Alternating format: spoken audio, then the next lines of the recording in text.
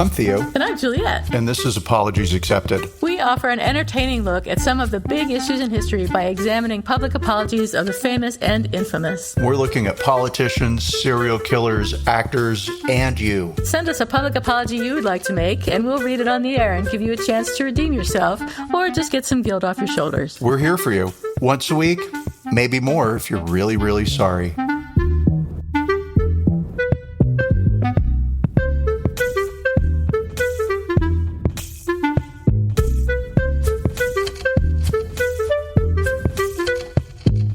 Hi, everybody. This is Apologies Accepted, the podcast. And I am not Theo. And I am not Juliet. Try as hard as I might. I am not. Yeah, it's tough to be Juliet, so count your blessings. One. I have got some bacon, and I'm just going to grab the microphone and talk about my bacon, which is totally not important or interesting. I got some new rugs. Yay. That's really all the bacon I have. So, although the other thing that I did is I'm going to be vegan again, I think. I'm trying to be vegan. So, sorry, I'm just laughing. No, I'm not laughing at you being vegan. I'm laughing at the context of this is your bacon, which is a meat product. Yeah. So, the dumbest things are funny to me. Yeah, so I wanted, actually, I'm glad you mentioned that because I wanted to ask you, are you the sort of, when you are vegan, because I know that you've been vegan previously, and Brent was vegan for a very long time. And he was vegetarian. He always ate cheese. Oh, now boo. He eats fish too. Boo. Those hardworking little cows. So are you the sort of vegan who will be looking at things like, I don't know, facial products, face cleansers and stuff? Oh my God. I didn't even think about that. Animal fat. Yeah, I guess I will be. I have to use up all the stuff I have, which will take me the rest of my life. I've got to save money, but I want to be vegan, so I'm going to use these skin products. Okay. Yeah. I'm with you. I mean, it wouldn't do anyone any good to throw them away at this point, so I'm just going to use them. Least of all your skin. Least of all my skin. So I will be using up the copious skin products and other things that I have that are probably not vegan, but anything new I buy will be vegan. And it's just like that, like all the canned goods and stuff that I have around the house, I have to use up. If I have anything that isn't vegan, I'll just take care of that. But then, so it's a gradual process, I'll become vegan, I suppose, would be more of the phrase than be vegan. But instead of eating like beef jerky and stuff like that, I'll eat oatmeal. So, you know how it works. I have an idea how it works, but I will say you were probably the first vegan I ever really knew in my real life. Like I knew acquaintances who would brag about being vegan, but whatever, that was LA. So whatever's the trend, right? Yeah. But you were probably the first real friend that I had in my personal life who was vegan for principle and or not because it was a fad. Yes. Yeah. And I'm thinking, will I be vegan when I go out to eat? And I'm thinking sometimes... Hi, stop. Okay, stop right there. What? You know how hard it is to be vegan when you're eating out? I mean, not that I eat out very much anymore, but like when I go to New York and stuff, I think I'll try to be vegan and do my best. But sometimes you just can't get anything. And you have to ask them to make you a special plate. And they give you a plate of stupid vegetables that are boring. So obviously not a 100% dedicated vegan. But the goal is to reduce harm. It's not possible to completely eliminate harm in your life. Like, no matter what you do, you're going to be hurting somebody, it seems like. So the best thing to do that you can possibly do is try to reduce as much harm as you can. So I'm going to be an aspirational vegan. Ooh, me too. Okay. Yeah, I'm going to be an aspirational vegan. Emphasis on the ass, because I'm not going to. I'll just tell everybody I'm vegan. Yeah, just get the credit. Yeah, exactly. Get the love. I love that idea of reducing harm, but accepting and understanding that you'll never be at zero sum, right? Exactly. So yeah. So what's your bacon? Well, it's not as good as vegan bacon. Oh, okay. But yeah, this is something I wanted to tell you. Well, I kind of told you, I mentioned that I'd gotten some Korean facial products. Yes. Right. And why? Well, here's why. Because on My Favorite Murder, they mentioned that Karen mentioned that she was using this moisturizer, something. It was Korean. It was doing this fantastic job. And I immediately was like, oh, I've got to have that. Why? I don't know. Oh, because Karen has it. I have never, ever cared about my face. Your skin? Skin. My face. I don't even know the names of the body parts, right? Didn't care. I don't use moisturizer. I don't use sunscreen. I use whatever soap is just laying around. I use whatever shampoo is laying around. I don't need products, right? I'm married I'm married to somebody who lives for products. Wow. Right? Like crazy amount of products, and any new product that comes out on the line, like for men, my blood, it's in our medicine chest. He's got drawers and drawers. I'm outing James here now as a face whore, but he's a total face whore, right? He just needs to go to the dermatologist. All that other shit is bullshit. Just go to the dermatologist. That's all you have to do. You get enough products going to the dermatologist, let me tell you. So if you love products, that's the way to go, because you know they fucking work. But anyway, that's my opinion. Well, I'm going to say valid opinion, because I sure, medical doctor, absolutely. So whatever, I got the moisturizer and I was like, wow, that shit works. Like, it worked right away. So then I went, I ordered cleanser and a toner and some kind of snail serum. Mucin? Yeah. Yes. Yeah. And it's in the moisturizer too. So I am now the person, it's been 2 weeks, right? But I'm going to say I'm impressed with how well this shit is working. And it's just random Amazon stuff. I just went in and put like Korean face care, right? So much snail mucus on my face. How do you know that the moisturizer worked? Because the wrinkles in my face have lessened significantly. Are you shitting me? I am not shitting you. God damn. And I was going to make a dumb joke about snail shit, but I won't. And if I was, I would be charging you for it. Yeah, no, honestly, like now, would other people notice? Maybe not, but I have. And this shit was not expensive, you know. It was what brand was it? I don't know. It's Korean. Okay. Because I have a Korean sunscreen that really works well. It's not white, you know. It goes on smoothly. It soaks in. It works. It's great. So I'm behind Korean skincare too. I hope it's safe though. I hope they don't put like lead in it or anything. The look on my face right now. What? Well, I mean, you know, it's not FDA approved, obviously. So you what? Anything could be in that stuff. That's my one thing about foreign skincare, is that I'm not sure what they put in it, like stuff from China. Who the hell knows what's in that shit? But Korea is probably fine. I mean, we're going to say yes. It is. It's perfectly fine. I will be reading those labels later. It never even occurred to me to read I saw snail mucus and I was like, that shit probably works. Like, sounds great. That's disgusting. I'm not putting that stuff on my face. It's so gross. And when it comes out of a little jar, or it comes into this little pump thing, there's no question as to what it is.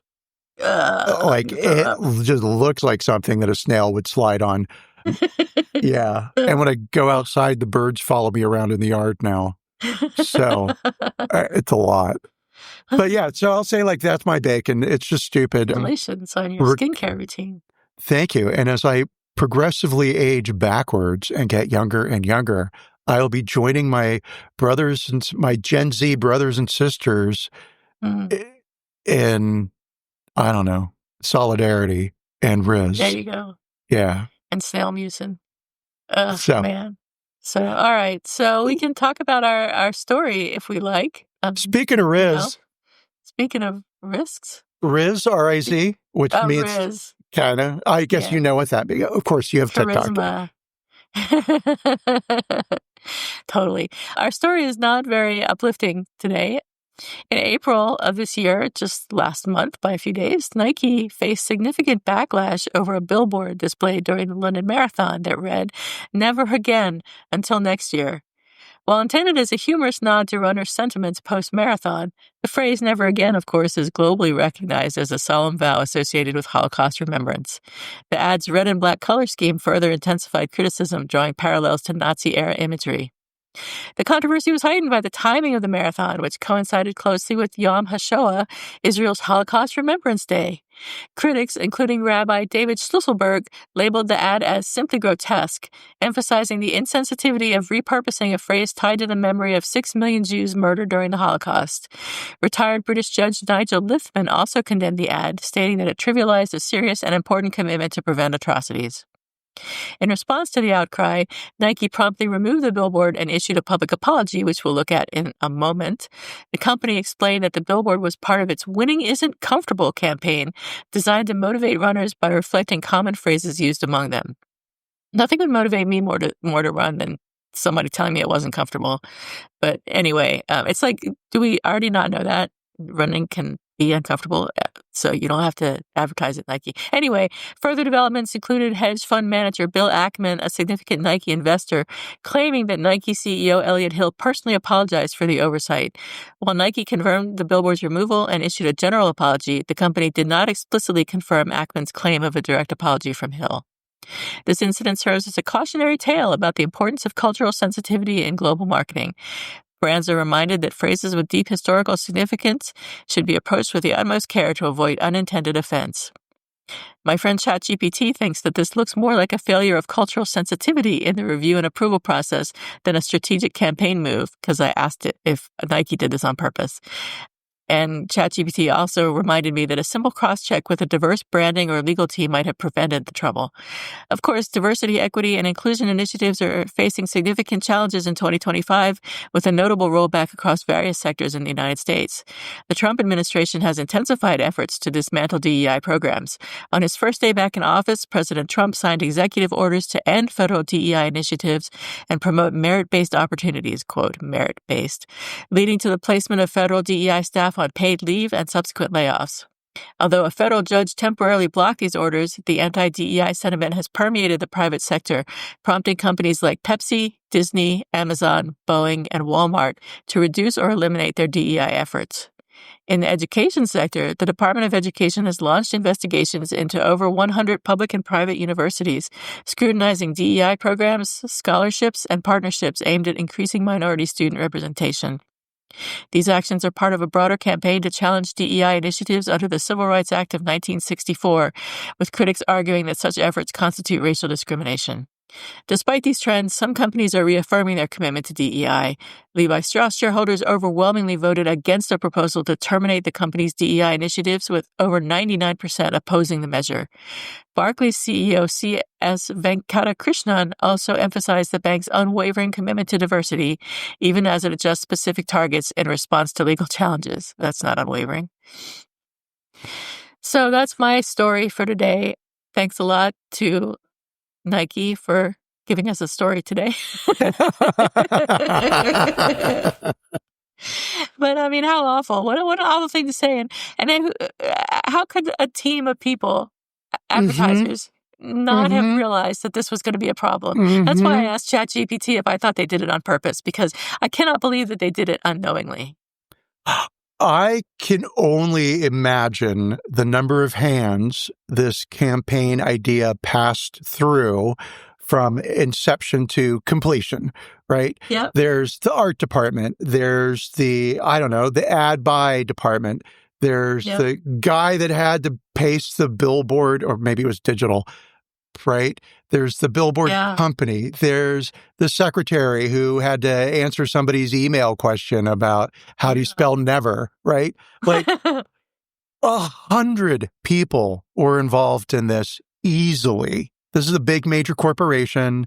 This is not something that they just coughed up one person, in the elevator by themselves, right? This went through multiple departments. And you mean to tell me that nobody thought to flag this? I mean, I only think of the Holocaust when I hear the phrase "never again," right? Absolutely. And so no one else did? So hard to believe, and also hard to believe. Impossible to believe. And then if they did recognize it, how could they have been so insensitive? How could they not have known that this would have pushback, or whatever the word is I'm looking for? So, yeah. Well, pushback, backlash. Backlash. Yeah, yeah. I don't know. It's willfully stupid. But here I am rating the incident, right? The occurrence, and not the apology. It's just right. It's just fucking dumb as. Sorry, Nike. Really, this is stupid. This should not have happened. It really is awful, and the timing is awful as well. So it's just a big loss for Nike. A big L. A L for loss and L for losers.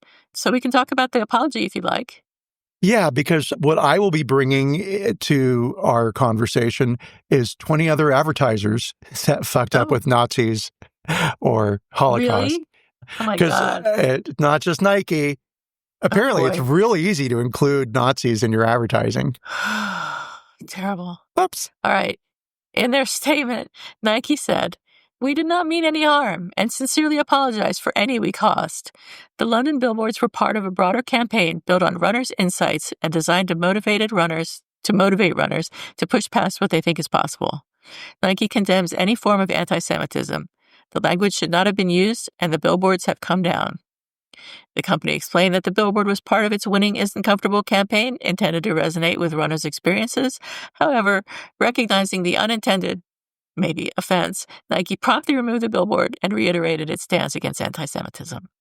So let's look at let's look at our criteria. Why not? Was there an expression of regret? Not really. They said they sincerely apologized, but that's not quite the same thing. Was there an explanation of what went wrong? Yeah, okay. They said the billboards were part of a broader campaign and designed to motivate runners. So I guess so. Was there an acknowledgement of responsibility? Sort of. They said that they did it, so they didn't say someone else did it or it was someone else's fault. So, okay. Was there a declaration of repentance? Yes. Was there an offer of repair? Well, the billboards came down, but that's not really repair, so I'd say no. And was there a request for forgiveness? Not really. They sincerely apologized for any harm they might have caused, which is not a real apology. So this is probably one of those apologies that I feel can't be rated by me because I'm not like last week's, because I'm not Jewish and I wasn't directly impacted by the Holocaust. But I think it's fair to say that although I don't want to give it a numerical rating, I would not accept this apology. Well, okay. How do you feel? I give it a solid 3. And I would not really accept I wouldn't accept the apology. There's no not really. You either do or you don't. Right. So I wouldn't accept it. And it's the first line in their sentence, in their apology. We did not intend. Oh, guys, come on. Really? Yeah. That's why you're apologizing. Because, yes. But you're letting yourself off the hook right away. Right? Yes, exactly. We only had good intentions. Oh, hi, let me show you the road to hell. It doesn't matter. Exactly. Your intentions don't matter when you do something as dumb as this. No, stupid. And I would like to know, what are you doing with your internal processes to prevent future bullshit? Yeah. And you get a pass if you're advertising in a foreign language. Right? Yeah. You get a pass, right? And or in other countries. Do better homework. But, this was English. Right. In London. This wasn't some other language. It wasn't French, right? Obviously, you know what English is. It wasn't Spanish either, Juliet. It was English. Was it Irish? How dare you? So tell us about the other companies that have fucked up with regards to Nazis. With such pleasure. And I also use ChatGPT today to help me. Yeah, I know. Yeah, I'm a fan of this AI stuff. Awesome. And so I asked it, it's okay, fine. Fair enough. Let's go find some mistakes that other corporations have made in the past through advertising and marketing campaigns. Fine. But what I wanted to know is what was the public outrage level around the incident, right? And so, comb through the internet and look at all the newspaper stuff and then come up with a scale from 1 to 10. So ChatGPT gave me an outrage level. Let's look at what happened. I know, and some of it I'm like, are you kidding? Okay, so in no particular order, Adidas, and this one you may remember, Adidas ended his partnership with Kanye West after he made a series of anti-Semitic remarks. While it wasn't directly tied to Nazi symbolism in any advertising, the Yeezy brand faced allegations of subtle references and insensitive designs. Adidas responded with a public apology and product withdrawal. Outrage level 9 on a scale of 1 to 10. Yes. I remember that, but I'm surprised that the outrage level was a 9. Another one you'll remember, Balenciaga. Now, while this doesn't necessarily directly have Nazi influences, a controversial ad campaign featuring children with bondage-style teddy bears and legal documents referencing child abuse cases appeared in Balenciaga advertising photo shoots. And let's see, this led to public speculation about subliminal messages, including fascist undertones. Balenciaga issued multiple apologies and launched an internal investigation. Outrage level 8. Zara, the clothing brand. Yeah. Zara released a handbag that had small green swastikas embroidered into its fabric. Oh, my God. Yeah, 2007. Although Zara claimed it was an oversight in importing the bag, which was designed by a third party, there was public backlash. Zara also released a children's, I'm going to call it a pajama top, where it's like a sheriff's outfit, right? Yeah. So it's kind of, it's black and white striped, very thin striped, and there's a great big giant yellow star on the front. Yeah. Now, the yellow star does say sheriff, but it certainly looks like a star from the 1940s that Jews were forced to wear. So, Zara, that's twice. When was and I'm trying to see when, and that was 2014. So they did not really learn from their swastika issue. Okay, I'm going to go a little bit faster because this will take forever. H&M in 2014, the fashion retailer sold a tank top with skull and crossbones that resembled a Nazi SS insignia. Huh. They removed the product and issued an apology. And throughout all of these, everybody removes the product and issues an apology, or they apologize. And sometimes you can't remove the product, as we were about to see. The outrage level on this one was a 6, H&M. So, all right, I don't even really remember that. Coca-Cola in 1941. During World War II, Coca-Cola continued operations in Nazi Germany and created Fanta to maintain a market presence. Though it was not an ad scandal, post-war scrutiny and historical research led to pressure, and Coke eventually distanced itself from ideological support and emphasized the business continuity. Outrage level 5. Actively feeding Nazis, meh. Incorporating their designs into your handbags, you could be real outraged about that. Volkswagen, founded under the Nazi regime, VW used forced labor during World War II. In post-war years, the company officially acknowledged its history and made reparations to survivors and their families, including funding educational programs. Outrage level 6. Hugo Boss, they manufactured Nazi uniforms. Yeah, I don't think I knew that. It issued an apology in the 90s and supported historical research into its wartime activities. And they continue to reckon with their origins in marketing and brand legacy. Outrage level 6. Ford Motor Company. I mean, this will come as no surprise to anybody that knows Henry Ford. He published anti-Semitic writings that influenced Nazi ideology. He was a great big anti-Semite. Let's see. Outrage level on that, 5. Gucci, 2018.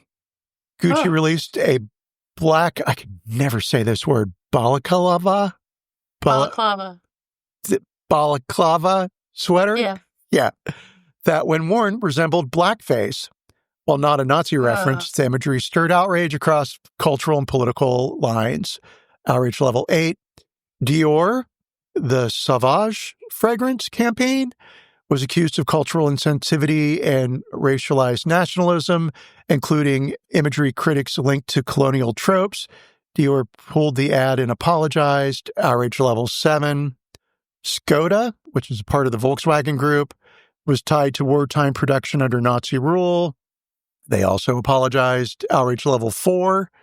I'm like, Skoda? I think I've seen a Skoda in the wild, but maybe not. Mercedes-Benz, Daimler built vehicles for the Nazi military and used forced labor. In recent decades, the company has formally apologized, funded memorials, and supported historical research. Outrage level 5. IBM, accused of providing punch card technology that enabled the Nazi census and deportation logistics. IBM has offered explanations, but stopped short of a full apology. The case remains controversial among historians and Jewish advocacy groups. I did not know that. Outrage level 7. I did not know that either. Wow. Yeah. I don't have any IBM products, but in the future, I will make sure that I don't. ThyssenKrupp. What? I know I've heard of them, but I can't. Do they make coffee makers? Kitchen stuff. Okay. This industrial giant helped supply Nazi Germany's war machine. In the post-war period, the company has acknowledged its past and issued statements of regret. Let's see, outrage level 5. Warner Brothers. Some early cartoons featured stereotypical Jewish and fascist caricatures. Yeah. The company later edited or withdrew these works and offered context disclaimers in public statements. Fair enough. Sure. Outrage level 6. Amazon faced criticism for Nazi-themed merchandise in its stores online. Outrage level 7. Urban Outfitters. They sold a shirt that had a yellow Star of David, similar to the ones Jews were forced to wear during the Holocaust. This was in 2012. Outrage level 9. Disney. Same as Warner Brothers. Cartoons with anti-Semitic and racist and fascist imagery. Outrage level 6. Prada in 2018 released figurines and keychains with blackface-like features that were criticized for racial insensitivity. Not Nazi, but also stupid. Amazon Prime, and this is our last one, a Nazi-themed Halloween costume for children. What? Let's repeat that. And this was in 2020. Oh, my God. A Nazi-themed Halloween costume for children appeared on Amazon Prime. The costume was swiftly removed, and Amazon apologized, citing a third party. Boo. Outrage level 8. And then as a former Disney employee, I was like, okay, well, I gotta know. So give me some of the Disney movies where shit was bad, right? Yeah. So number 1, 1946, Song of the South. I was just going to say, yeah. Oh, it's everyone's favorite because it's idealized depictions of slave life. Racial stereotypes are off the charts, and it's never been released on home video in the U.S. and not available on Disney+. You're right. Dumbo, the crows. Dumbo, the crow. Yeah, one of the crows is named Jim Crow, and the voices are exaggerated black vernacular, stereotypes. Yeah. They've put up a content warning. So great. Peter Pan, Native American characters. There's a content warning.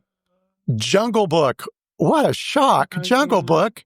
King Louis, an orangutan with a jazz voice, has been interpreted as a racial caricature.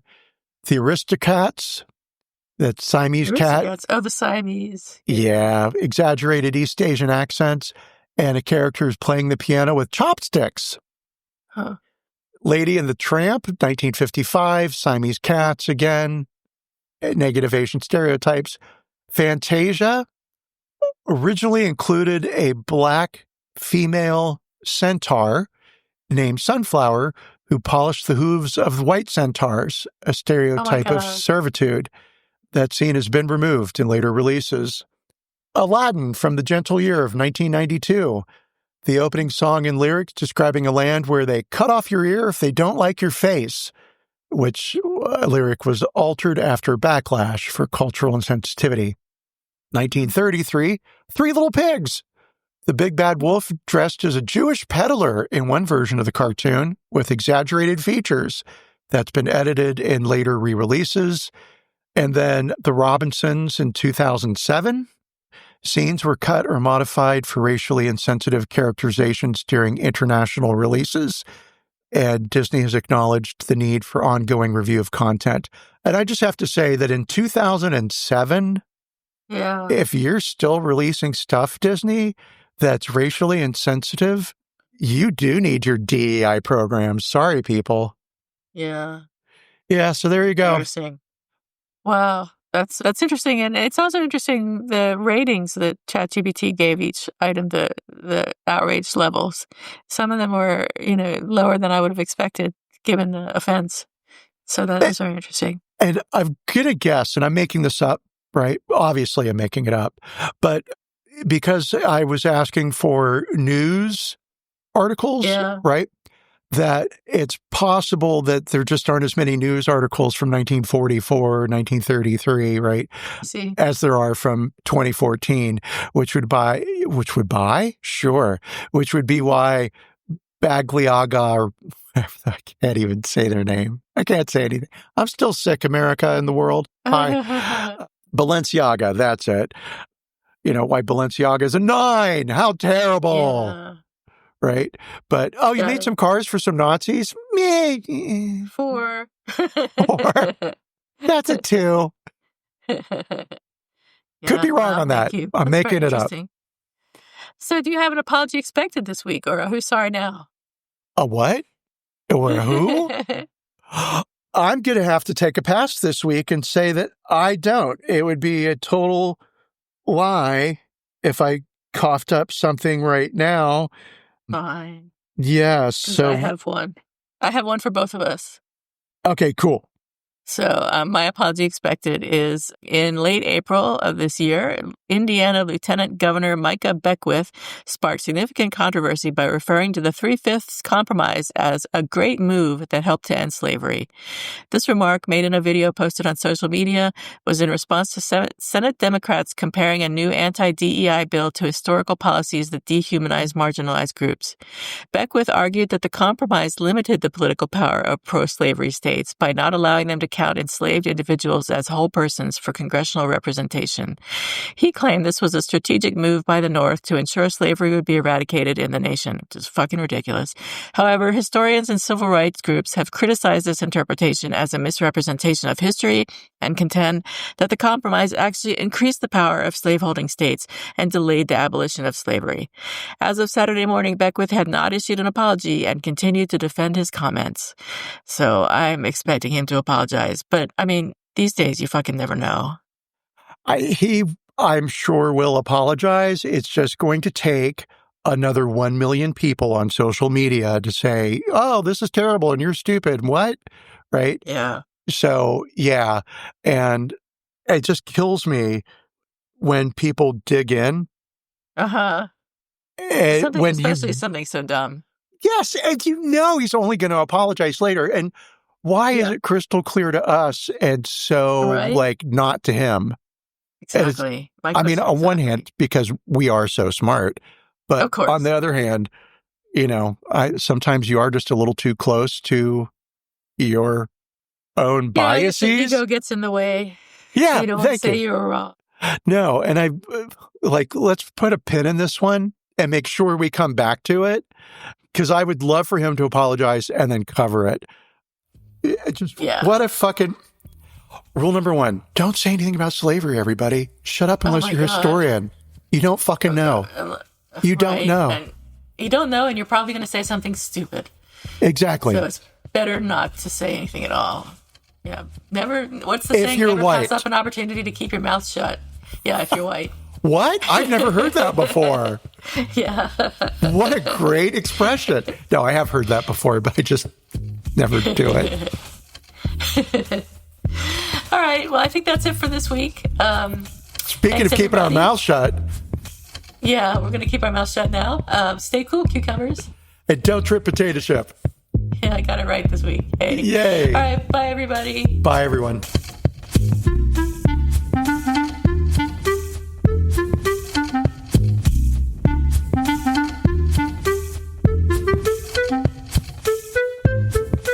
Thank you for listening to Apologies Accepted, the podcast. You can find links to the articles and the sources in the show notes. To submit an apology or find out more, visit us at apologiesaccepted.net, where you can also find our merchandise. We're on Twitter at Apologies Accepted. And on Instagram at apologies.accepted. You can support our important work at Patreon.com/Apologies Accepted. And fuck Facebook. Bye. Bye.